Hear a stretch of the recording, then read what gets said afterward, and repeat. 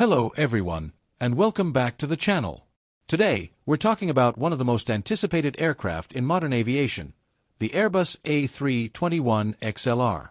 This single-aisle jet promises to change the way we think about long-haul travel, airline strategies, and even the future of airports. So, how exactly will the A321XLR reshape aviation? Let's dive in. The Airbus A321XLR stands for Extra Long Range. It is the latest version of the popular A321neo family.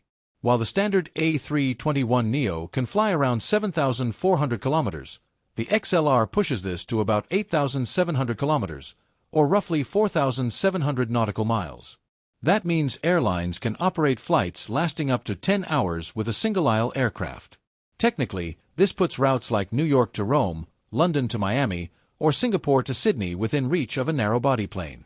Traditionally, long-haul international routes required large wide-body aircraft, such as the Boeing 777, Airbus A330, or the iconic Boeing 747. These planes are expensive to buy, costly to operate, and need high passenger demand to make flights profitable. The A321XLR flips this model. By offering long range with lower operating costs, airlines can open long and thin routes. That means flights between city pairs that previously couldn't support a giant plane. For example, instead of flying New York to Paris, an airline might fly New York to Bordeaux or Boston to Prague directly. Now, some travelers might be worried about sitting in a narrow-body jet for 8 or 9 hours. After all, the A321 has just one aisle and fewer seats across than a widebody. But Airbus has worked to make the experience better. The A321XLR will feature new cabin interiors with larger overhead bins, quieter engines, and improved seating layouts. Airlines like Aer Lingus, JetBlue, and American Airlines are planning to install lie-flat business class seats, upgraded premium economy, and modern in-flight entertainment systems. In other words, it won't feel like a cramped budget flight, at least not if you're sitting in the front. For airlines, the A321XLR is a game-changer. It allows them to experiment with new routes without the massive financial risk of deploying a wide-body jet. Take JetBlue, for example. They already started flying from New York to London with the A321LR, the slightly shorter-range sibling of the XLR. With the extra range, they can now consider flights deeper into Europe, such as New York to Rome or Boston to Athens. Low-cost carriers also benefit. Imagine airlines like Wizz Air or Ryanair one day flying transatlantic routes with an A321XLR, offering cheaper long-haul tickets than traditional legacy carriers. Chapter 5: The hub-and-spoke versus point-to-point debate. For decades, the airline industry relied on the hub-and-spoke model. Passengers would fly from smaller cities into large hubs, like Frankfurt, Paris, or Dubai, and then connect on a widebody to their final destination.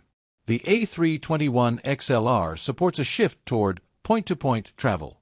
Smaller cities can now be directly connected without the need for a giant hub. For passengers, that means fewer layovers and more convenient travel.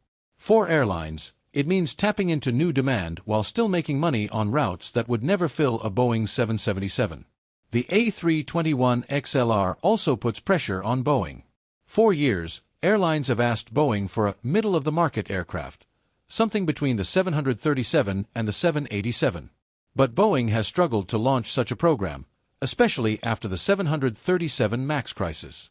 This has allowed Airbus to dominate the segment with the A321XLR.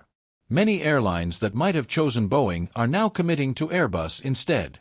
Over 500 orders have already been placed by carriers worldwide, even before the plane enters service.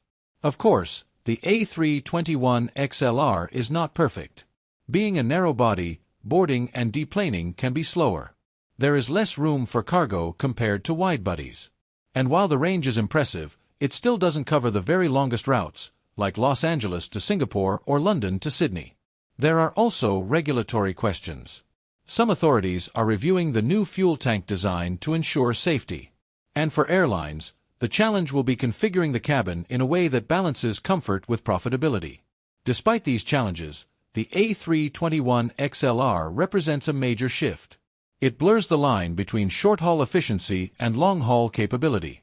It's not hard to imagine a future where you can fly directly from your nearest airport to international destinations, without having to transfer through a hub.